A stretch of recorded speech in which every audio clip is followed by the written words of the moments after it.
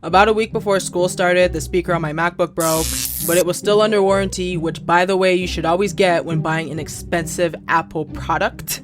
I had to learn that the hard way, but I kind of got off a little easy with it. Long story short, my screen broke, but let's just say I don't know how it happened. Took it to the store and the genius kind of slipped me a local one too. Yo, just be careful next time, I got you. So right then and there, I bought the extended warranty, which cost me $3, but I'm really glad I got that because the OG warranty would have expired September the same year. So I backed everything up and took it to the store. We're gonna call them JP Electronics, and they're not the Apple store, but they're an Apple premium reseller, so they're technically the Apple store. So I get to the store and I go to the front desk to check my MacBook in for its surgery. Hi, I'm here for a repair. Did you make an appointment with us? Yes. Name please? Chantel. I have an appointment for 1. Wait in the back and we'll take a look. I get to the back and they got me waiting up in here for 30 minutes. Then some guy comes out the door and tells me to approach the counter. He opens my MacBook, connects it to the Wi-Fi, goes on YouTube and plays a video. After that, he took my MacBook and told me it'll be 3 to 5 business days until it's fixed. I pull up to the store on Wednesday. Can I get an update on my MacBook? Did you get a call from us? Just want to point out that at the time I took the subway to and from school. It takes me an hour to get there, and I'm not with Freedom Mobile. I don't get phone calls, I don't get no texts, I don't get nothing. And nowadays, y'all don't like leaving voicemails, so if they did call me, I would have missed it. No, it's not ready. So Friday comes and I pull up on them again. Ma'am, the part's not coming until Monday. This is the 5th business day. What do you mean the part's not coming until Monday? The part only got ordered on Tuesday. Can you check the tracking number, please? Okay, so the part is here. It's in the back. It's just waiting on the tech to put it in. And you should get your MacBook back either tonight or tomorrow. So I go home, take a shower. I get out the shower and I'm like not even dressed. And my phone starts ringing and it's JP Electronics. Is this Chantel?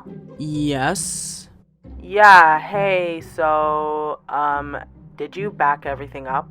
Yeah. Yeah, okay, can I have your permission to wipe your hard drive?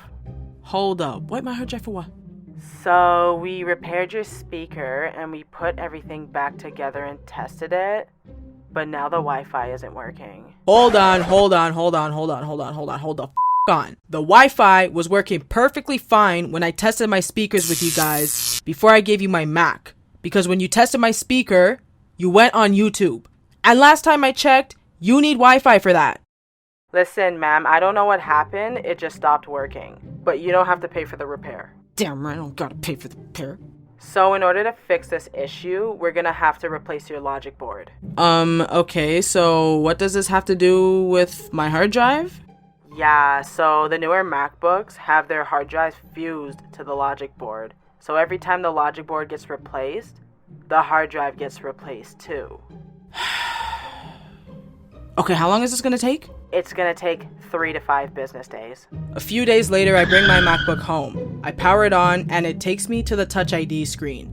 I tried to register it, but it wasn't working. But I didn't think too much of it at first because my main focus was to restore my files and get caught up in school because our girl was slipping a bit behind without her MacBook. Eventually, I attempt to set up my Touch ID again and it's still not working. So I hopped on Google to see if anyone else had this issue and shockingly, nobody had this issue. So then my belly started rumbling and I closed my MacBook and swung by the kitchen for a snack.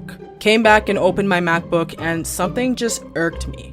You know the difference between when your computer signed out and when your computer has restarted? When I went to log in, there was a white loading bar at the bottom of the screen, and that's when I knew my MacBook restarted. At first I didn't really pay it no mind until it kept doing it every time I closed my MacBook for like more than 5 minutes, and it took some of my files in the process, so not happy. That's when I knew something ain't right. The next day I'm on the phone with Apple. So basically your MacBook is detecting a problem and restarts itself to try and fix it. And it's likely to do with your Touch ID. Okay, so can we fix this OTP? Cause man's gotta leave for school just now. Unfortunately, no. You're gonna have to go to the Apple store and run some tests. I could try and set you up for an appointment at JP Electronics. Nah, I'm not trying to go back there.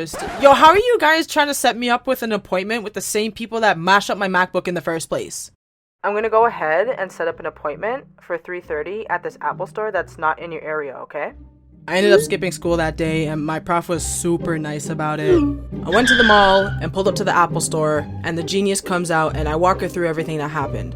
Luckily, JP Electronics gave me a copy of the text notes, so you already know I got the receipts. I gave her the notes to read so she can kind of get JP Electronics' side of the story. So I see he ordered the logic board, but he didn't order the Touch ID. Basically, the Touch ID is connected to the logic board, so when you replace the logic board, you have to replace the Touch ID too. And that's why you can't register your Touch ID. To be honest, I thought it was going to be just a quick, easy fix where she just goes back and grabs a Touch ID and just swaps it out, but it doesn't exactly work like that. You're going to hate me for this. We're going to have to replace your logic board again. So that means... We're going to have to wipe your hard drive. Did you back everything up? I was so bent. You mean to tell me that the people them over at JP Electronics mash up my MacBook?